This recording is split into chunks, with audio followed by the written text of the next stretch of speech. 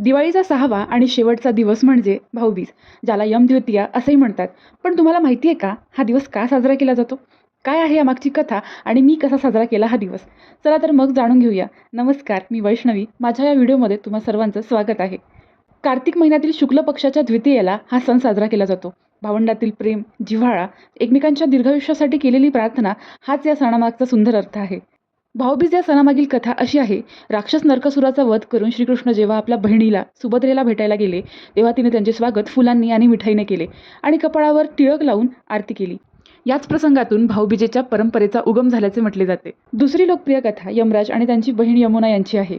बऱ्याच वर्षांनी यमराज तिला भेटायला गेले. यमुनाने स्वादिष्ट भोजन करून त्यांचे स्वागत केले आणि त्यांच्या भल्यासाठी टिळक लावून प्रार्थना केली. तिच्या या प्रेमाने प्रसन्न होऊन यमराज म्हणाले, या दिवशी जो भाऊ बहिणीकडे जेवायला येईल त्याला दीर्घायुष्य लाभेल. त्या दिवशी भाऊ बहिणीच्या घरी जातो. सायंकाळी चंद्राची कोर दिसल्यावर प्रथम चंद्रकोरीला आणि नंतर भावाला ओवाळण्याची हिंदू परंपरा आहे. भाऊ मग बहिणीला ओवाळणी देतो आणि तिचे आशीर्वाद घेतो. चला तर मग सांगते मी कसा साजरा केला हा दिवस. संध्याकाळी रांगोळी आणि दिव्यांनी घर सजवून आम्ही टेरेसवर गेलो. आधी आईने आणि नंतर मी चंद्रकोरीला ओवाळलं.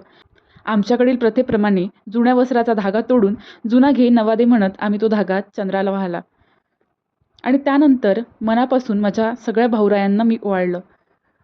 तर हा होता माझा भाऊबीजेचा छोटासा अनुभव. व्हिडिओ आवडला असल्यास लाईक, कमेंट आणि शेअर करायला विसरू नका. धन्यवाद.